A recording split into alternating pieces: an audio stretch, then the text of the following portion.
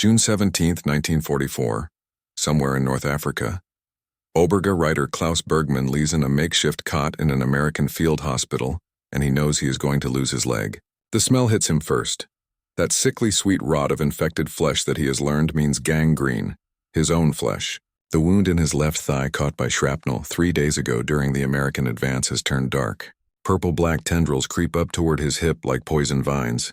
He can feel the fever burning behind his eyes.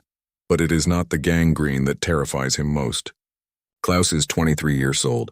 He has been told since basic training what happens to German soldiers in American hands. The propaganda film showed it clearly. Americans are barbaric. They torture prisoners. They experiment on the wounded. His company commander had warned them all.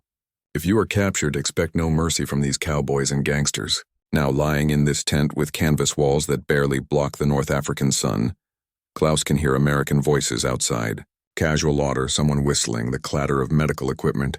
He closes his eyes and thinks of his sister Maria back in Stuttgart. He wonders if she will ever know what happened to him. The tent flap opens. Klaus's heart hammers. This is it. He expects the saw, the blade, the amputation without anesthesia that the propaganda promised. He has seen what gangrene does. He knows the American doctors will have to cut. The only question is whether they will let him die from the shock, or whether they have something worse planned. Through his fevered haze, Klaus watches an American captain approach. The officer wears a medical insignia. He is younger than Klaus expected, maybe 30, with tired eyes that have clearly seen too many wounded men. The captain pulls up a metal stool. He looks at Klaus's leg, then he looks at Klaus's face and he smiles. "Rough break, soldier," the American says in broken German, "but we're going to try something new." Klaus does not understand. Try something new, what does that mean? Some new torture technique? But what happened next would change everything he thought about Americans. Klaus had been captured during the chaotic American breakthrough near Kasserine Pass. His unit, what remained of it, had been pinned down by American armor for 16 hours. No food, no waiter, no ammunition, just the relentless North African sun and the thunder of Sherman tanks closing in. The shrapnel caught him during the final American assault. One moment he was crouched behind a burned-out half-track. The next white-hot pain exploded through his thigh. He remembered looking down and seeing *** blood. So much blood ** soaking through his trousers. His squadmates were already running, hands up. Voice assure sorrow from shouting Kamerad. The universal signal of surrender. Klaus a treat to stand. His leg buckled. He went down hard, face first into the sand that tasted like cordite in despair.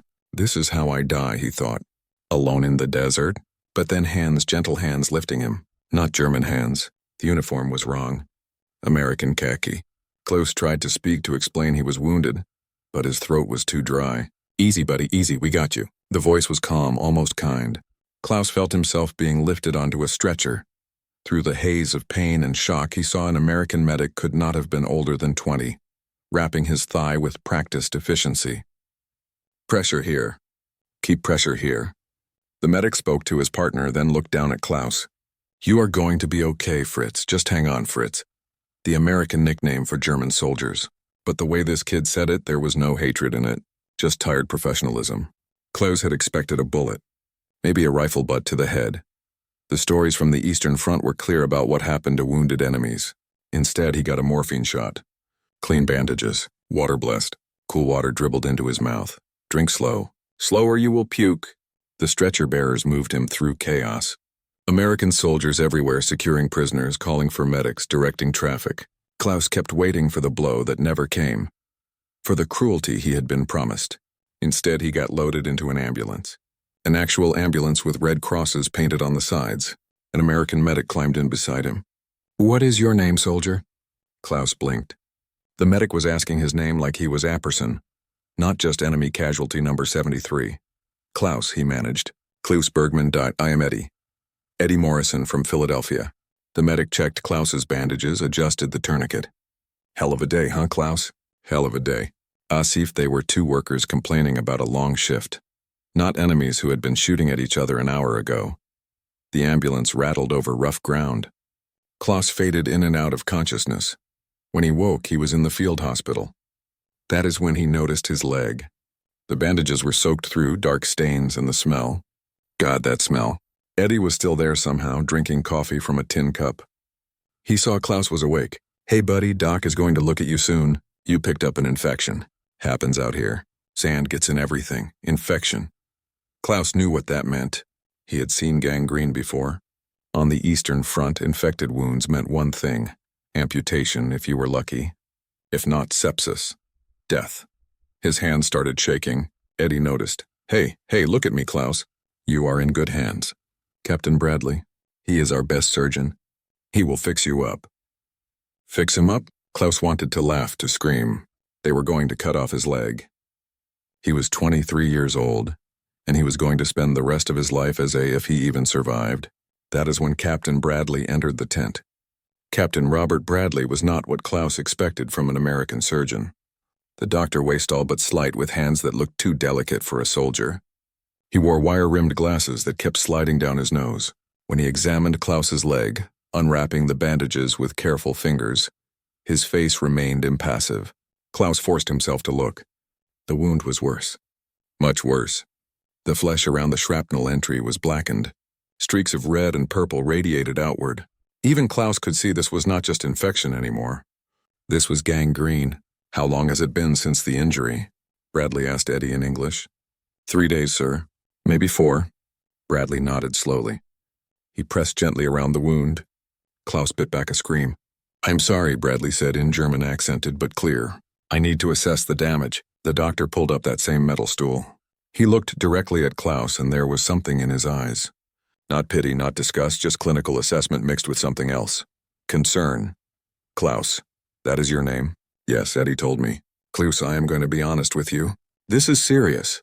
The infection has progressed to gas gangrene. You have probably heard of it." Klaus nodded weakly. Of course he had heard of it. Gas gangrene killed more soldiers than bullets sometimes. Standard treatment is amputation, Bradley continued. Above the knee to ensure we get all the infected tissue. You would survive the surgery. We have good anesthesia, and infection control post-operation has improved significantly. Klaus closed his eyes. There it was, the sentence he had been expecting. But Bradley said. Klaus's eyes snapped open. "But I want to try something different, something new." Bradley glanced at Eddie, then back to Klaus. "There is a drug. It is called penicillin. Have you heard of it?" Klaus shook his head. "It is an antibiotic, kills bacteria. It has been used successfully on Allied soldiers with infections like yours. Not many times the drug is very new, very rare. We have extremely limited supplies." Bradley paused. He removed his glasses, cleaned them on his shirt, put them back on. A nervous gesture. "Klaus, I need your consent. I can amputate right now, safe, proven, you will live. Or I can try the penicillin. It might work. It might save your leg. But it is experimental. And if it does not work, the gangrene will progress. We might lose the window for amputation. You could die." The tent seemed very quiet. Suddenly, Klaus could hear his own heartbeat, could hear the distant sound of trucks and men shouting orders outside. An American captain was asking him, a German prisoner, if he wanted to try an experimental drug, a rare drug, instead of just cutting off his leg and moving on to the next patient. "Why?" Klaus managed. "Why waste it on me?" Bradley looked surprised by the question. "You are my patient," he said simply. "I am a doctor. You need treatment." Over the next 72 hours, Klaus learned what American medicine really meant. The penicillin came in small vials. Every 4 hours, a nurse, an actual trained Army nurse named Lieutenant Sarah Collins, would inject the drug into Klaus's hip. It burned going in.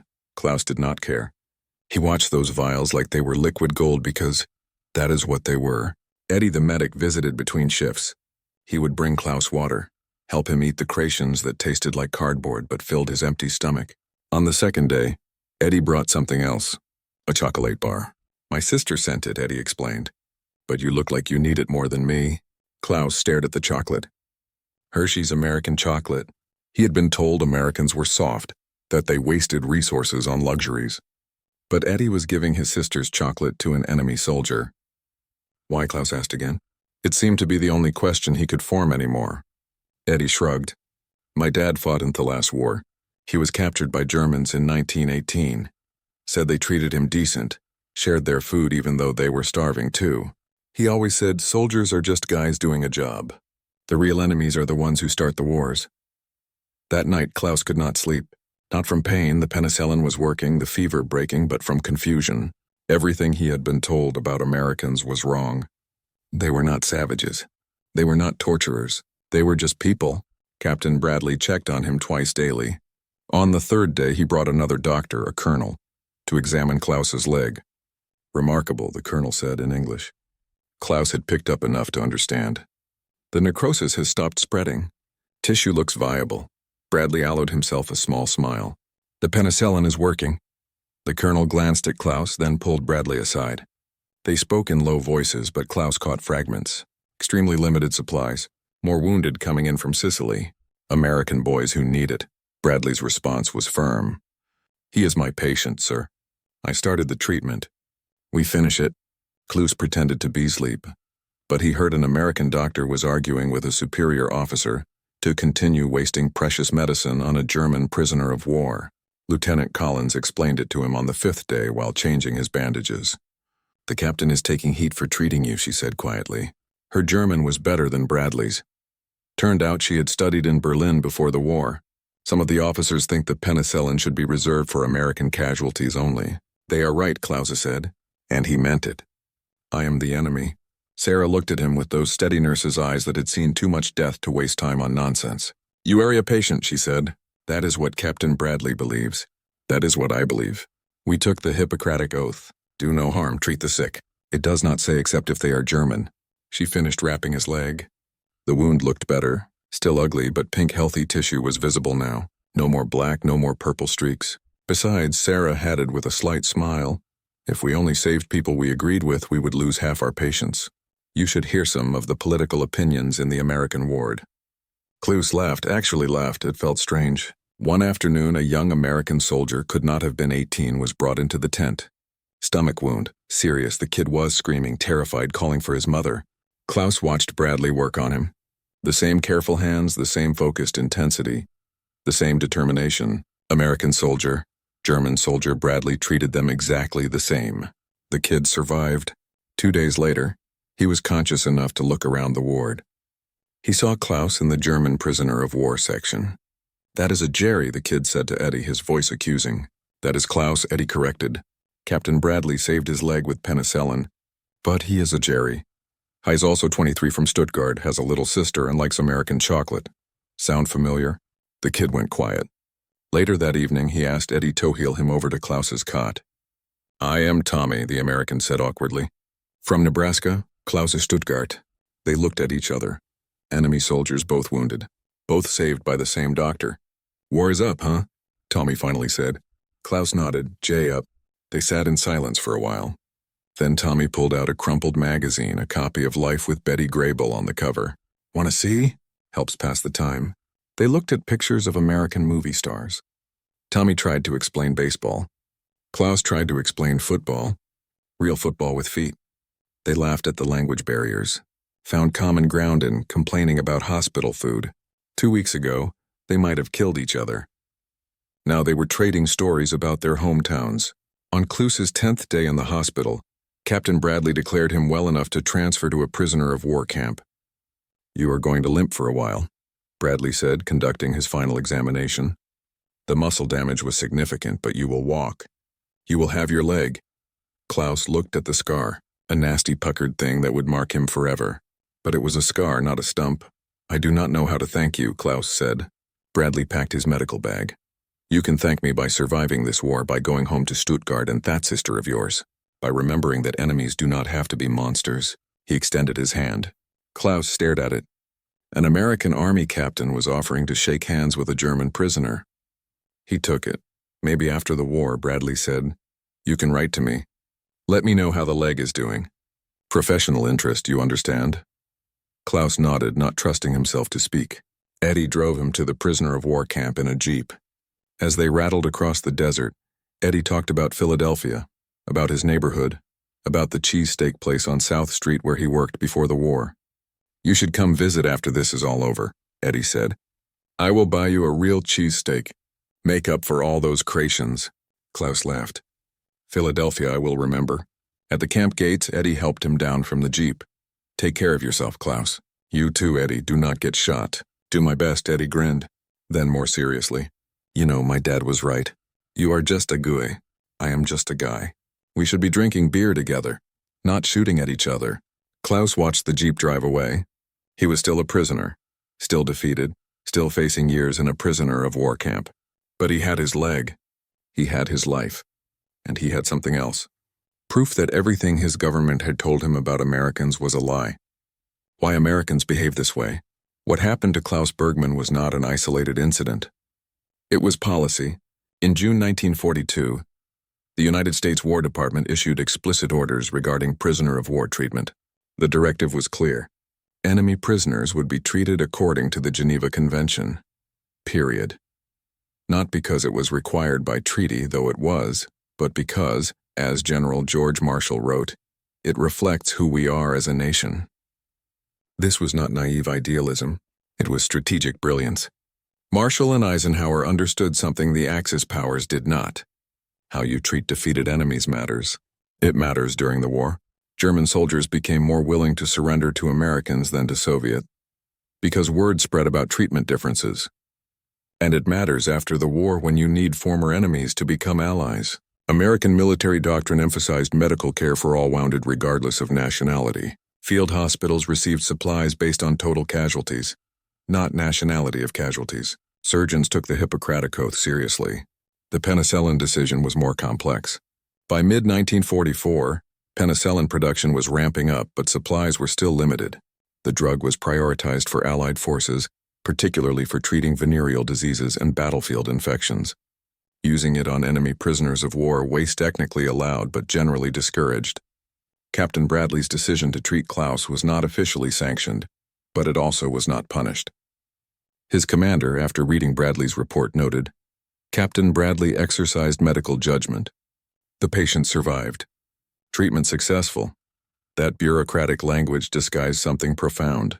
The United States military trusted its doctors to be doctors, not executioners. Klaus was not alone in his shock at American treatment. German prisoner of war diaries and letters from 1943 to 1945 show a consistent pattern. Initial fear and propaganda-driven expectations of cruelty followed by confusion. Then gradual realization that American treatment was not only humane, but often better than their own army's care. One German officer captured in Normandy wrote in his diary, "We were told Americans are gangsters and savages. Instead, they share their rations with us. They have Negro soldiers and Jewish soldiers working side by side with no apparent conflict. Everything we were told is lies." Another wrote home, "The American doctors treated my wound the same as they treated their own men. I cannot understand this. We are enemies, but they do not hate us." This was not universal. There were incidents of poor treatment, revenge killings, brutality. War brings out the worst in humanity, but the official policy, the systematic approach was different. German prisoners of war in American custody had a survival rate of over 99%. Compare that to German-held Soviet prisoners of war. Nearly 60% died in captivity. Or Soviet-held German prisoners of war. About 35% died. American-held German prisoners of war, less than 1% died, usually from wounds received before capture. The numbers told the story American propaganda could not. Their system worked. By wars, and the United States held approximately 380,000 German prisoners of war in camps across America and Europe. They were put to work on farms and factories doing non-military labor. They were paid. They were housed in heated barracks. They received mail. They got medical care. In prisoner of war camps in the American South, German prisoners sometimes ate better than the African-American troops guarding them. A shameful irony that some German prisoners of war noted in their writings. The camps had libraries, sports facilities, orchestras. The United States government wanted German prisoners of war to see American democracy in action, even in captivity. This was not altruism.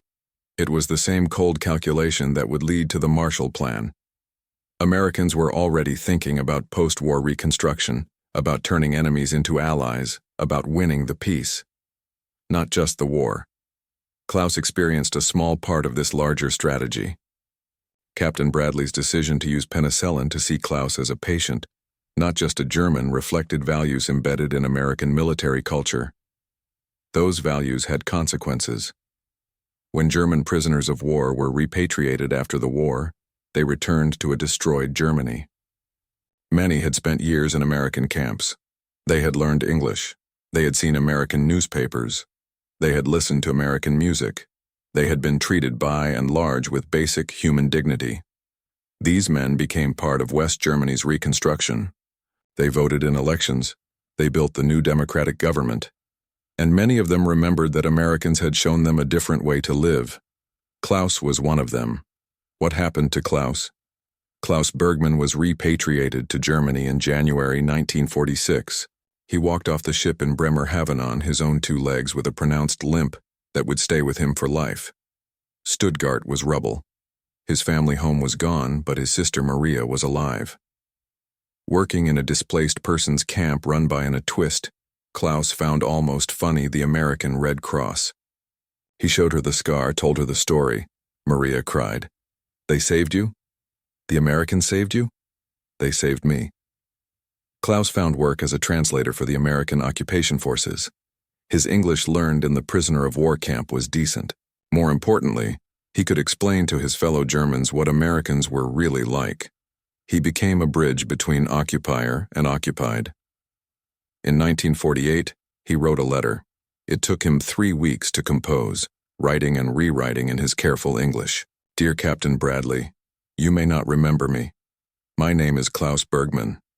You treated me for gangrene in North Africa, June 1944. You saved my leg with penicillin. I wanted you to know I am walking, I am working, I am alive because of you. More than that, I am free. Germany is rebuilding. We have a democracy now. American democracy. When I vote in our elections, I think of you. I think of Eddie Morrison. I think of Lieutenant Collins. You showed me that enemies can be human to each other. This is what we are. Building now in Germany, a country where we remember that lesson. I do not know if you will receive this letter, but I had to try. Thank you for seeing me as a person, not just a German soldier." With deepest gratitude, Klaus Bergman, the letter reached Bradley in Cincinnati, where he was working as a civilian surgeon. He wrote back immediately. They corresponded 4 years. Short letters at first, updates on Klaus's work, his eventual marriage, his children, Bradley's stories from his medical practice. When the Berlin Wall went up in 1961, Klaus wrote about watching families divided, about how grateful he was to be in the West. "Because of you," he wrote, "he survived to live in freedom." In 1968, Klaus did something remarkable. He saved enough money to fly to America to Cincinnati to meet Captain Bradley, now Doc Bradley, head of surgery at a major hospital, face to face. They met in Bradley's office. 2 men in their 50s now, both carrying the weight of years and memories. Klaus extended his hand. "Dr. Bradley, I came to say thank you." Bradley took his hand, smiled. "Klaus, how was the leg?" Klaus laughed, still limping, but still walking. They spent 3 days together. Bradley showed Klaus around Cincinnati, took him to a Reds game, introduced him to his wife and children. "This is Klaus." Bradley told his kids, "I treated him during the war. He was very brave." Klaus met Eddie Morrison too. Eddie was running 3 cheesesteak places in Philadelphia now. Successful and gay-haired. They hugged like brothers. "Told you I would buy you a cheesesteak," Eddie said.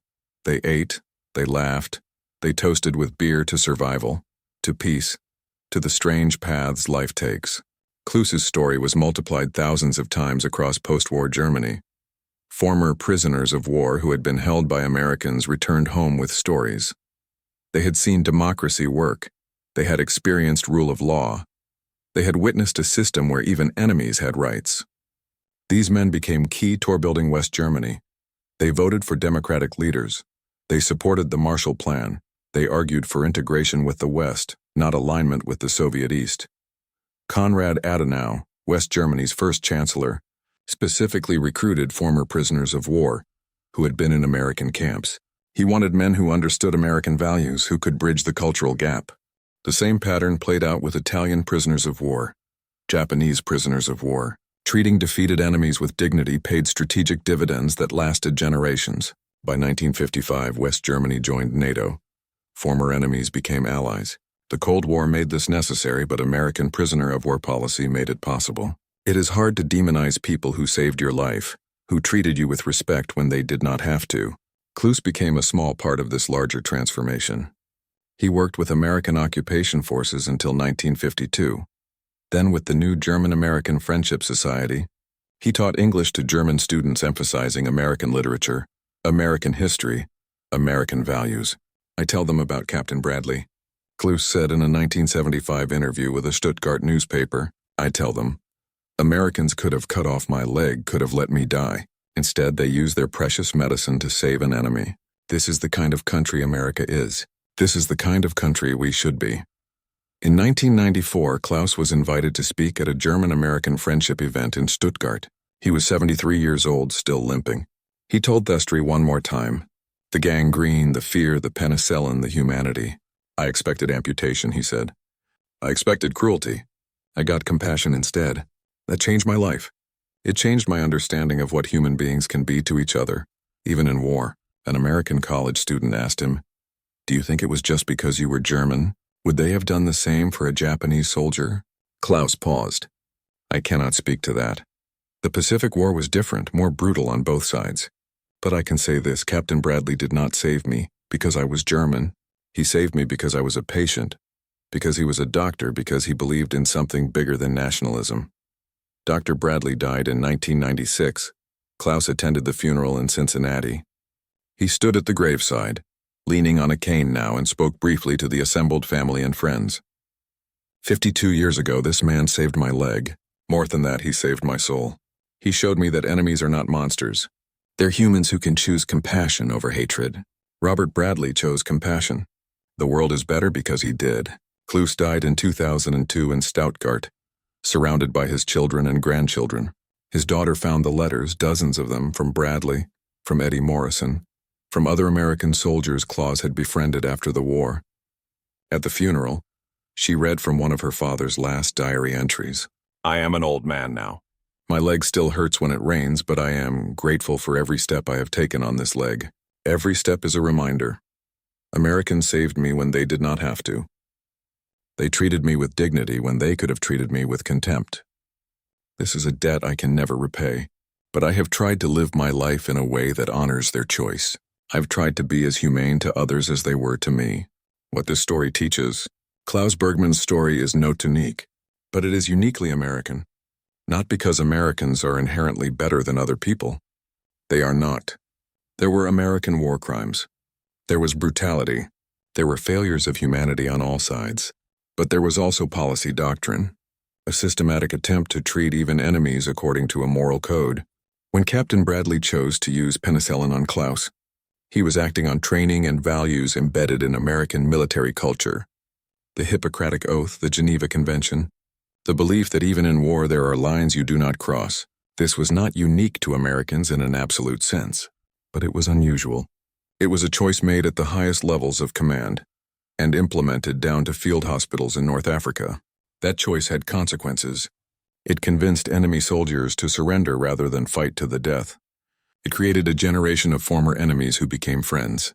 It laid the groundwork for post-war alliances that shaped the second half of the 20th century. Klaus Bergman walked in two legs because an American doctor saw him as a patient, not a German. That simple choice, repeated thousands of times across theaters of war, changed history. The lesson is not that Americans are perfect. They are not. Every war since has had its Abu Ghraibs, its failures to live up to ideals. The lesson is that ideals matter. Even imperfectly implemented, even inconsistently applied, the principle of treating enemies with basic human dignity pays dividends. Klaus became a teacher, a bridger, a living argument for democracy and Western values because he experienced those values firsthand in the most unlikely place, as a wounded enemy in an American field hospital. How many other Klaus Bergmans are there? Former enemies who became allies because they were treated with unexpected kindness. How many conflicts could be shortened if combatants knew surrender meant survival, not torture? How many post-war reconciliations become possible when former enemies have positive memories of their treatment? These are not just philosophical questions. They're practical considerations for modern warfare and diplomacy. When American special forces give medical treatment to wounded Taliban fighters, as they sometimes do, they are following the same doctrine Bradley followed in 1944. They are making the same bet that treating enemies humanely is both morally right and strategically sound. Sometimes it works, sometimes it does not. But the attempt matters. Klaus Bergman matters. His story matters because it reminds us that even in humanity's darkest moments, people can choose compassion over cruelty. Captain Bradley did not have to use penicillin on a German prisoner of war. Hichoseto. That choice saved a leg, a life, and maybe in some small way helped save a peace. June 17, 1944. Klaus Bergman expected amputation, expected cruelty, expected to lose his leg, maybe his life at the hands of American enemies.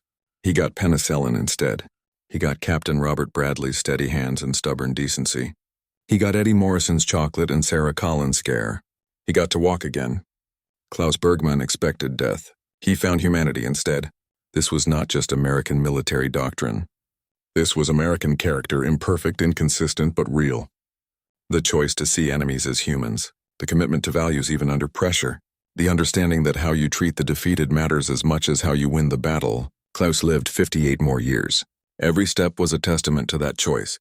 Do you have a family story of American prisoners of war or enemy treatment during World War II? Share it in the comments. These stories matter. They remind us what we can be to each other even in the worst of times.